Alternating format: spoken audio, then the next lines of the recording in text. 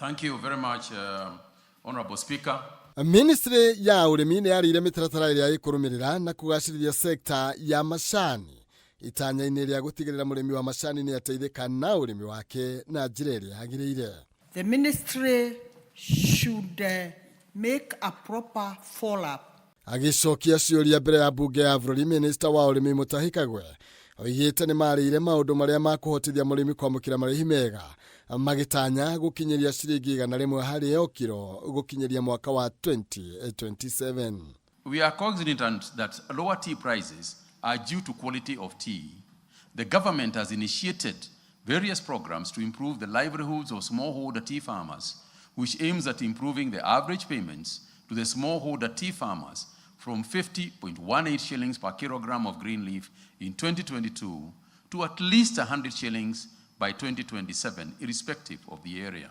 Mwaka wa 2024 mwaka wa 2025 umithio wa magetha ma macani ni urang'etheirwo ni mathina kiondorita ta ukunderu wa besha bũrũri wa Pakistan na Egypt, bara bũrũri wa Sudan, hamwe na moritũ ma gũkinyia magetha thoko-inĩ bũrũri wa Iran, mabũrũri marĩa mahũthagĩra gĩcunjĩ ta kĩa 70 harĩ 100 kĩa macani marĩa marĩmagwo gũkũ bũrũri-inĩ.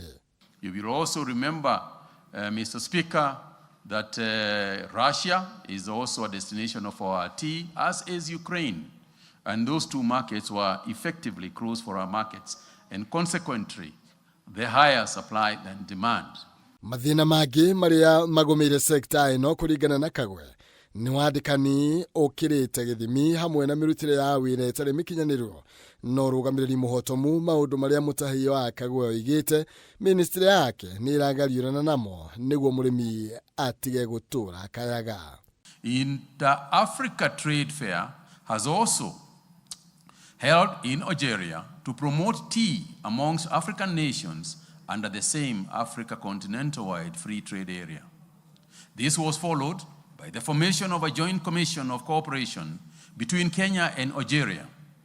In Morocco, a joint commission of cooperation has been formed with value-added teas as a flagship project to help opening up of markets for Kenya green tea.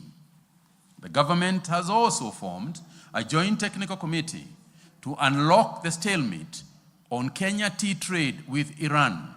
Mitaratara ĩno yakinyanĩra arĩmi marĩa mokagĩra bonathi o thutha wa ihinda rĩa mĩeri 3 hamwe na kũrehe ũiganania wa mĩrĩhĩre kũrĩ arĩmi a macani guothe bũrũri-inĩ. In the last 1 year, 6 factories have been audited and the directors required to account for various malpractices that affects payments to tea farmers. However, there are limited provisions in the Tea Act 2020 to ensure good corporate governance practices. In this regard, an amendment of the Tea Act to allow the Cabinet Secretary to prescribe corporate governance guidelines and the Code of Conduct of Industry Players mirrored along the WASREB Water Sector Governance Guidelines in 2024, passed by this House, is required. Handũ-inĩ ha Kameme TV, njĩtagwo Maina Kĩhumo.